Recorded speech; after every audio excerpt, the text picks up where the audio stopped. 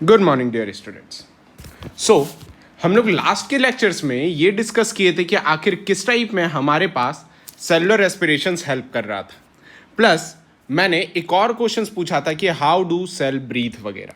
Dear students, जैसे कि हम लोगों ने देखा कि सेल ब्रीथ वगैरह कैसे करता है और वेरियस एक्टिविटीज़ जो हम लोगों ने ऑलरेडी देखा। अब हम लोग ये देखेंगे कि आखिर रेस्पिरेटरी एनर्जी, यानी कह सकते हैं कि ये जो मैं ड्रॉ करने जा रहा हूं ये एक्चुअल में क्या है, ये फ्लो चार्ट है। क्या चीज है? That is flow chart of किसका? रेस्पिरेटरी एनर्जी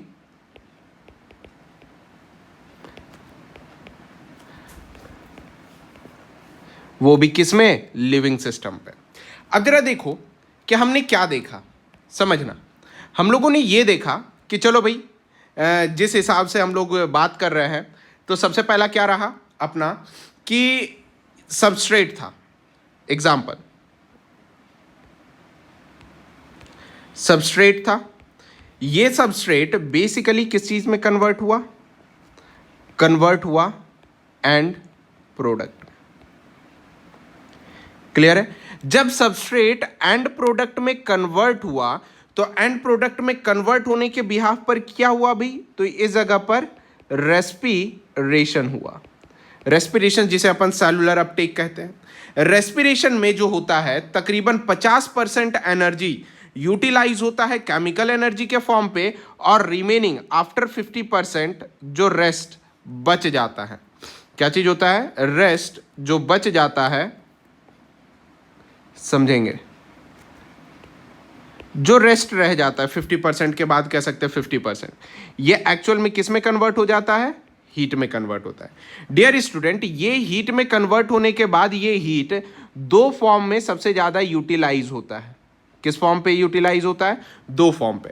सबसे पहला, जिस चीज को ये हीट आइदर बॉडी से डिसिपेट कर जाएगा, जिस चीज को अपन क्या कहते हैं? डिसिपेशन कहते हैं, या फिर क्या हो जाएगा? दैट इज होम्योस्टैसिस हो जाएगा। क्या हो जाएगा?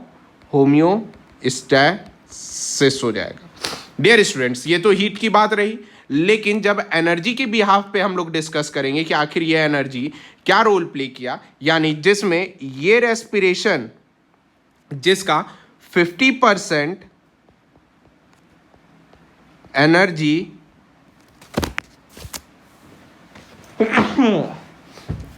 रहा। अब ये एनर्जी 50% किस में कन्वर्ट हो गया? जरा समझने का कोशिश करेंगे। दैट इज ये हो गया केमिकल एनर्जी में।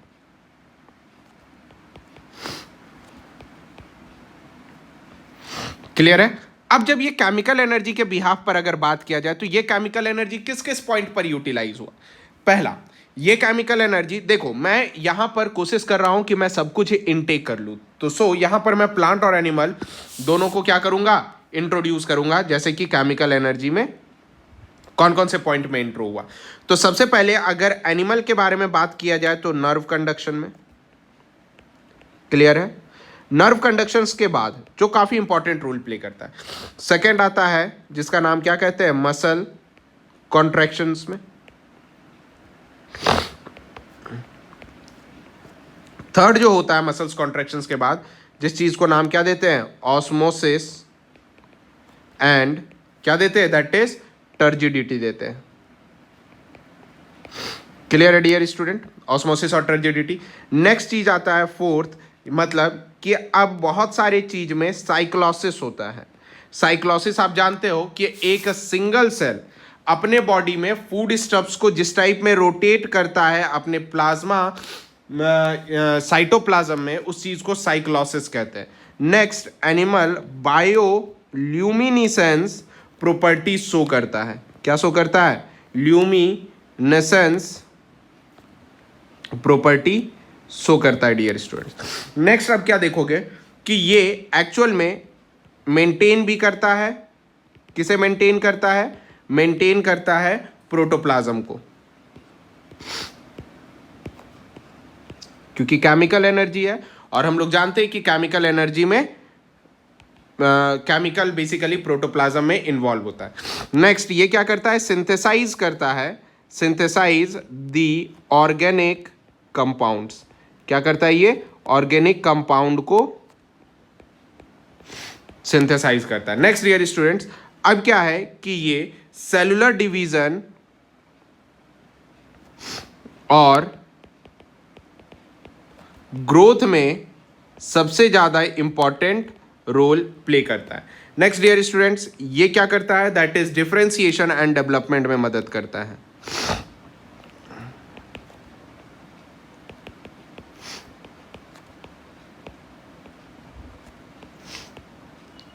क्लियर है? नेक्स्ट इसके बाद अगर देखा जाए तो मेम्ब्रेन एंड या फिर कह सकते हो मेम्ब्रेन ट्रांसपोर्ट में सबसे ज़्यादा इंपॉर्टेंट रोल प्ले करता है। ये सारे जो केमिकल एनर्जी हुए, ये केमिकल एनर्जी सबसे इंपॉर्टेंट तरीके से रोल प्ले करता है, जो हम लोगों ने रेस्पिरेटरी एनर्जी का फ्लो चार्ट समझा। अब डियर स्टूडेंट्स, अब हम लोग जो डिस्कस करेंगे कि जैसे लास्ट क्लास में हमें डिस्कस करना था टाइप्स ऑफ रेस्पिरेशंस।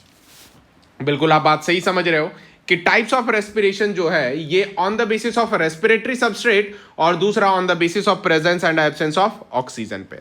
तो सबसे पहले हम लोग जो डिस्कस करेंगे, ये डिस्कस करेंगे on the basis of respiratory substrate. यानी अब जो टॉपिक आ रहा है, इस टॉपिक का नाम अपन क्या देते हैं?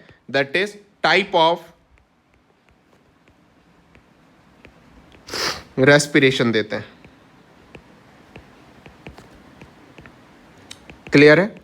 टाइप ऑफ रेस्पिरेशन के बिहाफ पे अगर अपन बात करेंगे तो सबसे पहला जो टॉपिक आएगा दैट इज ए, जिस चीज को अपन क्या कह सकते हैं? ऑन द बेसिस ऑफ, किसका basis? Basis of that is respiratory substrates. ठीक है? Of type of respiratory substrate कर लीजिए, टाइप ऑफ रेस्पिरेटरी सबस्ट्रेट। यानी रेस्पिरेटरी सबस्ट्रेट किस टाइप में होगा, उसके बेसिस पर टाइप ऑफ रिएक्शंस कितने टाइप के होंगे। पहला ये जो होगा ये ऑलमोस्ट 2 टाइप के होंगे। कितने टाइप के होंगे? 2 टाइप के होंगे। 2 टाइप में जो सबसे पहला आएगा, जिस चीज का फर्स्ट नेम अपन देते हैं दैट इज फ्लोटिंग रेस्पिरेशन। क्या देते हैं? फ्लोटिंग रेस्पिरेशन देते हैं। फ्लोटिंग रेस्पिरेशंस के बाद सेकंड टाइप जो आता है, जिस चीज का नाम अपन क्या देते हैं? That is protoplasmic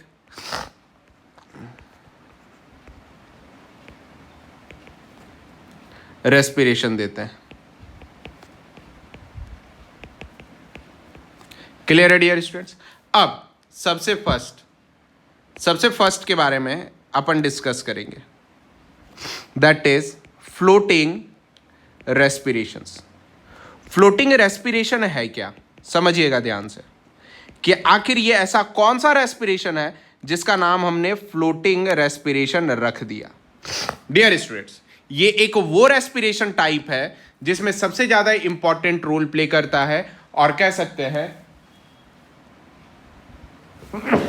most common type of respiration है। क्लियर है?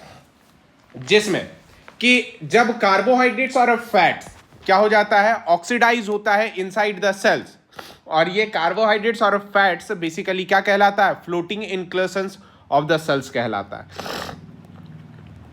जिसमें समझिए, अब फ्लोटिंग रेस्पिरेशंस का डिस्क्रिप्शन अपन देते हैं कि सबसे पहला ये मोस्ट कॉमन टाइप कॉमन रेस्पी होता है ये। क्लियर है? जब ये मोस्ट कॉमन रेस्पिरेशन से रहा, ये बेसिकली क्या चीज है? Energy, employ energy food as a substrate. तो अब नेक्स्ट देखा जाए तो ये क्या करेगा? कंटिन्यू रहेगा, continue throughout the life. क्या रहेगा? Continue throughout the life of cell. मतलब कि कंप्लीट थ्रू आउट जो लाइफ रहेगा ना सेल्स का, उसमें कोई भी चीज अगर कंटिन्यू रहेगा तो वो जो है वो आपका फ्लोटिंग रेस्पिरेशन रहेगा। इसमें अब क्या है कि जो सबस्ट्रेट यूटिलाइज होगा ये 2 होगा, कार्बोहाइड्रेट्स एंड फैट्स। यानी सबस्ट्रेट यूटिलाइज इज फर्स्ट, जिस चीज को क्या कहते हैं?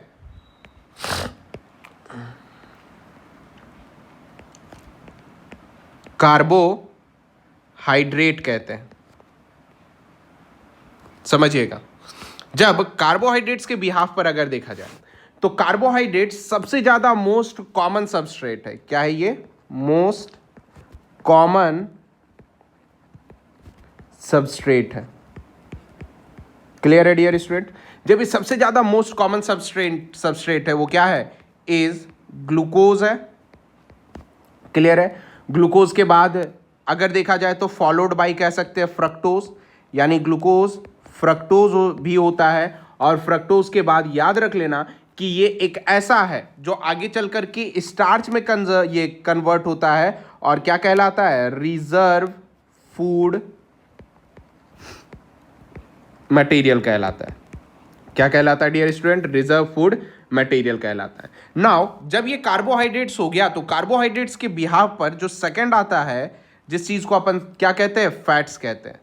फैट्स के बारे में आप जानते हो ये काफी इंपॉर्टेंट और बहुत वर्सटाइल अगर कहा जाए एनर्जी सोर्स तो वो कौन है? तो वो हमारा फैट्स है।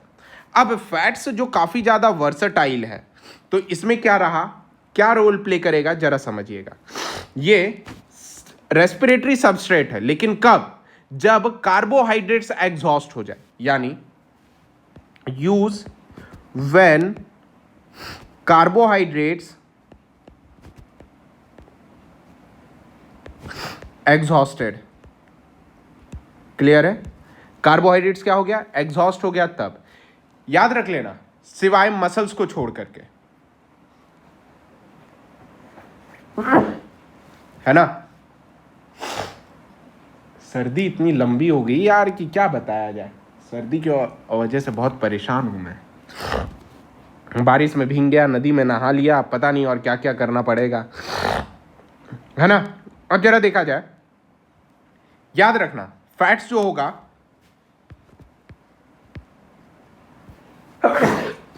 कंटेन मोर एनर्जी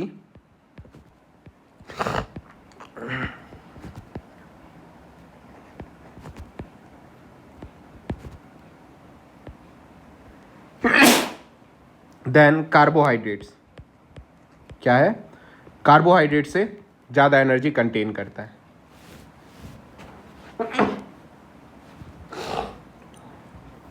क्लियर है डियर स्टूडेंट्स? अब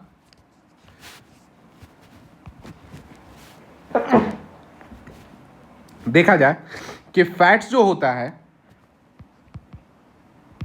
जब भी ये हाइड्रोलाइज्ड होगा, किसमें हाइड्रोलाइज्ड होगा? तो दो चीज में। पहला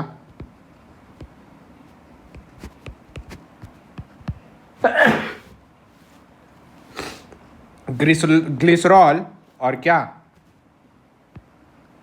फैटी एसिड में। किसमें किसमें? ग्लिसरॉल प्लस फैटी एसिड में होगा। अगर देखा जाए तो यही आगे चल करके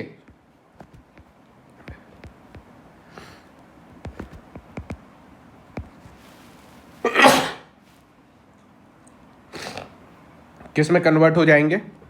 कन्वर्ट हो जाएंगे, देखो, ग्लिसरॉल एल्डिहाइड 3 फॉस्फेट।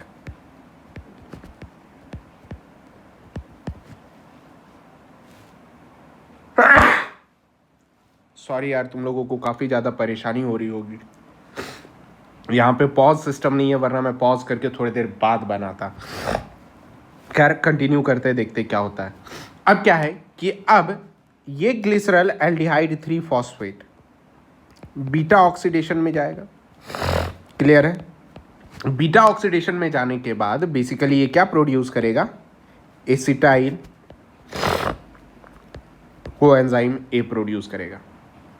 स्टूडेंट्स, अब जैसे ये फ्लोटिंग रेस्पिरेशन रहा, रेस्पिरेशन का जो सेकेंड टाइप रहा, जिस चीज का नाम अपन क्या देते हैं? दैट इज प्रोटोप्लाज्मिक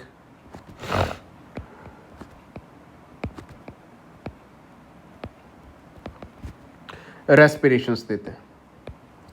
अब नाम से ही क्लियर है कि ये प्रोटोप्लाज्मिक रेस्पिरेशंस है। मतलब ये एक ऐसा रेस्पिरेशंस है जो जनरली क्या कर रहा है? प्रोटोप्लाज्म से ही बढ़ने को कोशिश कर रहा है, जिसमें अगर देखा जाए कि अब ये कहीं ना कहीं प्रोटोप्लाज्मिक है, तो प्रोटोप्लाज्मिक के बिहाफ पे अगर बात किया जाए इससे, तो मतलब कि ये काफी ज्यादा इंपॉर्टेंट रोल प्ले करेगा, जो सिर्फ और सिर्फ क्या होगा, प्रोटोप्लाज्म करेगा। मतलब प्रोटोप्लाज्मिक रेस्पिरेशन अगर देखा जाए तो सिर्फ ये उस समय टेक प्लेस करेगा जब ये कोई सेल्स कह सकते हैं कि स्टारवेशन कंडीशन में होगा, यानी जब स्टारवेशन कंडीशन जो होगा चल रहा होगा। क्लियर है? गोइंग ऑन, है ना। अब नेक्स्ट चीज, जब स्टारवेशन कंडीशन से जा रहा होगा तो मतलब कहीं ना कहीं स्टारवेशन का मतलब होता है बेटा क्या कह सकते हैं इसको, स्टारवेशन का मतलब समझो ना, स्टारवेशन का मतलब होता है बेटा कि फास्टिंग यानी उपवास में रहना, है ना। तब अब इसके बाद जनरली क्या हो जाएगा कि मतलब कह सकते हैं कि जब स्टारवेशन, और नॉर्मली स्टारवेशन तो कैरी ऑन करता नहीं है, तो मतलब ये कैसा है, ये रेयर मोड है किसका, रेस्पिरेशंस का। मतलब अभी स्टारवेशंस तो एवरीडे होगा नहीं, दैट्स वाई अब ये कंटिन्यूड रहेगा, और साथ साथ ये कह सकते हैं कि कंटिन्यू अगर रहा फॉर अ लॉन्ग टाइम, हालांकि ये लॉन्ग टाइम के लिए कभी भी कंटिन्यू नहीं होता है स्टारवेशन। मतलब आप जानते हो फास्टिंग आप एक दिन करोगे, लंबे समय पे नहीं करोगे, लेकिन जब फास्टिंग करोगे यानी स्टारवेशन करोगे तो टॉक्सिक प्रोडक्ट जनरेट होगा। क्या जनरेट होगा, टॉक्सिक प्रोडक्ट जनरेट होगा, और जो ये टॉक्सिक प्रोडक्ट जनरेट होगा, ये टॉक्सिक प्रोडक्ट का नाम पता है क्या है, दैट इज द अमोनिया, यानी बॉडी में अमोनिया का कंसंट्रेशन बढ़ना शुरू हो जाएगा। और आप जानते हो ये रिजल्ट क्या करेगा, डेड ऑफ सेल्स रिजल्ट करेगा, यानी ये सेल को मार भी देगा। जबकि हालांकि अगर देखा जाए तो ये जो होगा डिप्लीट करेगा प्रोटोप्लाज्म के स्ट्रक्चर और फंक्शनल प्रोटीन को, क्योंकि अमोनिया है। अब क्या है कि सब्सटेंस इसके पास सिर्फ वन टाइप के होते हैं, जिसका नाम जनरली ये क्या कहलाता है, ये सिर्फ और सिर्फ एक ही नाम कहता है, दैट इज प्रोटीन कहते हैं। क्या कहते हैं, प्रोटीन कहते हैं। डियर स्टूडेंट समझिएगा ये प्रोटीन किसे कहते हैं। अब प्रोटीन जो है ये एक्चुअल में यूज किसके जैसा होता है, used as the respiratory substrates, जिसमें कब, ड्यूरिंग सीड जर्मिनेशन। क्या चीज, सीड जर्मिनेशंस में। और सीड जर्मिनेशंस अगर देखा जाए तो प्रोटीन रिच सीड्स और स्पोर्स होगा, और जिसमें कि they are used when the carbohydrates and fat supply is exhausted. मतलब use when carbohydrates or fats supply जो होगा क्या हो जाएगा, इज एग्जॉस्टेड। क्लियर है? अब जरा देखा जाए कि जैसे प्रोटीन कह सकते हो कि फर्स्टली जब भी ये एग्जॉस्ट होगा तो वो किस में एग्जॉस्ट होगा, बताओ भाई, एमिनो एसिड में। क्लियर है? यानी जब ये एमिनो एसिड में बेसिकली ऑक्सीडाइज हुआ या फिर हाइड्रोलाइज कह लो, है ना, यहां पे मैं मार्क कर दे रहा हूं हाइड्रोलाइज। अब ये एमिनो एसिड आगे चल करके जो होगा डीएमिनेशंस पे जाएगा और प्रोड्यूस क्या करेगा, ऑर्गेनिक एसिड प्रोड्यूस करेगा। क्लियर है डियर स्टूडेंट्स? जब ये ऑर्गेनिक एसिड प्रोड्यूस किया, अब जब ये ऑर्गेनिक एसिड प्रोड्यूस किया, अब फर्दर यही ऑर्गेनिक एसिड एंटर करेगा किस जगह पर, बताओ भाई, enter into what, that is respiratory pathway. और ये रेस्पिरेटरी पाथवे में क्या प्रोड्यूस करेगा, ये रेस्पिरेटरी पाथवे में प्रोड्यूस करेगा एसिटाइल कोएंजाइम ए। क्लियर है डियर स्टूडेंट्स?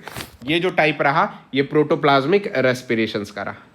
अब हम लोगों ने जो देखा, जैसे कि दो टाइप ऑफ रेस्पिरेशंस देखा, अब इसके बाद जो हमें तीसरा टाइप ऑफ रेस्पिरेशंस देखना है वो किसके बेसिस पे, तो on the basis of presence और एब्सेंस ऑफ O2। क्या चीज देखेंगे अपन, यानी अब रेस्पिरेशंस का जो अपन सेकेंड टाइप देखेंगे क्या है, ऑन द बेसिस ऑफ किसका, that is basis of presence और एब्सेंस ऑफ O2। क्लियर है। अब जरा देखा जाए प्रेजेंस और एब्सेंस ऑफ O2 के बिहाफ पर, तो दो टाइप के रेस्पिरेशंस होते हैं। पहला होता है जिस चीज को नाम अपन क्या देते हैं, एयरोबिक देते हैं। दूसरा का नाम क्या देते हैं, एन एयरोबिक देते हैं। एयरोबिक एन एयरोबिक रहा तो समझना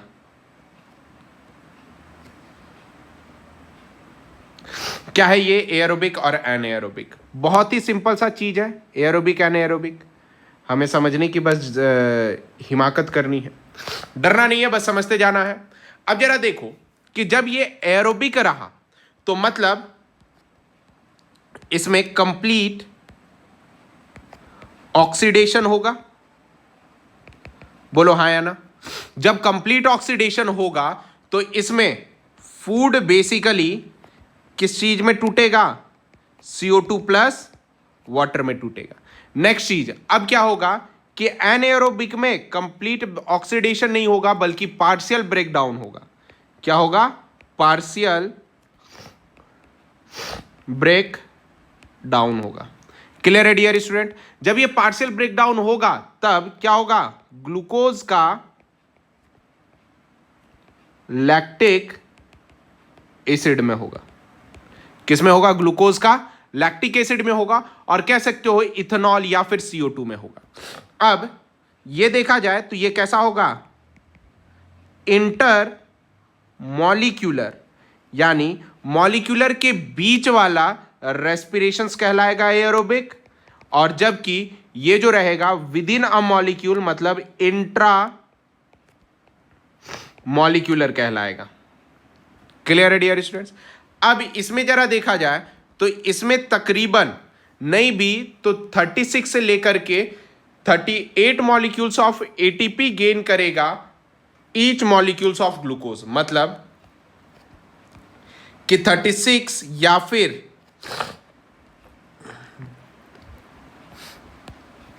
38 ATP मॉलिक्यूल्स पर ग्लूकोज होगा। क्लियर है। लेकिन जब अगर देखा जाए इसके बारे में तो ये क्या होगा, गेन क्या करेगा, सिर्फ 2 मॉलिक्यूल्स ऑफ ATP। क्लियर है, 2 मॉलिक्यूल्स ऑफ ATP पर ग्लूकोज, है ना। अब डियर स्टूडेंट समझिएगा, इसमें NADH बेसिकली ऑक्सीडाइज होगा NAD प्लस में। नेक्स्ट NADH ये बेसिकली किस में ऑक्सीडाइज होगा, ये भी NAD प्लस में ऑक्सीडाइज होगा। लेकिन इन दोनों में क्या है, इन दोनों में यह है कि यहां पर यह बंदा फास्टली करेगा, जबकि यहां पर बेसिकली क्या करेगा, स्लोली करेगा। फास्टली इसका कह सकते हो कि इतना फास्ट होगा कि आप विगोरसली भी कह सकते हो, मतलब कि ये काफी ज्यादा क्या कहते हैं, तेज तर्रार होगा। डियर स्टूडेंट्स, अब जरा नेक्स्ट देखा जाए कि जब ये फास्टली और स्लोली कर लिया तो नेक्स्ट पॉइंट क्या रहेगा कि जब O2 रिमूव करेगा हाइड्रोजन से किसी भी सेम सिस्टम पे, वो फाइनल हाइड्रोजन एक्सेप्टर बनेगा। मतलब O2 रिमूव होगा, क्लियर है, रिमूव हाइड्रोजन, है ना, और ये हाइड्रोजन रिमूव कहां से करेगा, तो फ्रॉम द सिस्टम, और जब ये सिस्टम से ये होगा देन एक्ट करेगा कैसा, act as final hydrogen acceptor. क्या होगा, फाइनल H2 एक्सेप्टर होगा। क्लियर है डियर स्टूडेंट्स। नेक्स्ट क्या रहेगा, इसमें O2 तो फिलहाल एब्सेंट रहेगा क्योंकि एनएरोबिक है, जिसमें हाइड्रोजन एक्सेप्टर जो होगा, हाइड्रोजन एक्सेप्टर, वो भी किस में, इन द सिस्टम, और ये जो सिस्टम पे होगा वो जनरली क्या देखा जाएगा, आइदर एसिटल एल्डिहाइड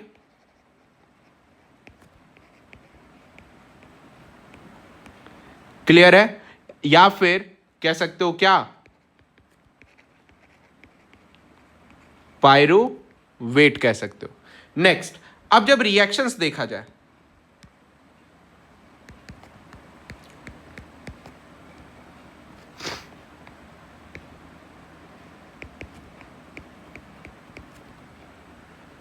रिएक्शंस जिसमें कि C6H12O6 plus 6O2 molecules plus 6H2O molecules, clear, ये आगे चल करके 6CO2 molecules plus 12H2O molecules plus तकरीबन 686 किलो कैलोरी एनर्जी प्रोड्यूस करता है। अब इसके रिएक्शंस में देखा जाए तो इसके रिएक्शंस में दो चीज होते हैं, C6H12O6, इसमें दैट इज ट्वाइस CH3CH2OH होगा, है ना, और प्लस क्या रहेगा, ट्वाइस CO2 मॉलिक्यूल्स रहेगा, प्लस 59 किलो कैलोरी पर मॉलिक्यूल्स फॉर्म करेगा, वो भी एनर्जी। जबकि इसमें एक और रिएक्शंस हो सकता है दैट इज C6H12O6, और यही further that is twice molecule of C3H6O3 plus 59 kilo calorie energy release करेगा। ये तो डिफरेंशिएशन चार्ट रहा किसका, एरोबिक और एनएरोबिक का, जो काफी इंपॉर्टेंट है। अब एरोबिक रेस्पिरेशंस अगर देखा जाए, इसी जगह अपन कंप्लीट कर लेते हैं और नेक्स्ट क्लास में अपन उसे कंटिन्यू करेंगे। यानी अब एरोबिक रेस्पिरेशंस के कितने स्टेप हो सकते हैं। सो एरोबिक रेस्पिरेशंस के जो स्टेप्स हैं, ये स्टेप्स हैं टोटल 4। पहला स्टेप का नाम अपन देते हैं दैट इज ग्लाइकोलिसिस, क्या देते हैं, ग्लाइकोलिसिस देते हैं। सेकंड स्टेप का नाम देते हैं अपन लिंक रिएक्शन, क्या देते हैं, लिंक रिएक्शन देते हैं। लिंक रिएक्शंस के बाद थर्ड जो आता है जिसे अपन क्या कहते हैं, क्रैब्स साइकिल कहते हैं, और फोर्थ जो आता है जिसे अपन इलेक्ट्रॉन ट्रांसपोर्ट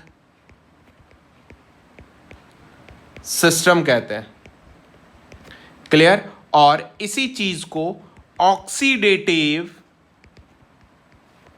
फॉस्फोराइलेशन कहते हैं डियर स्टूडेंट्स।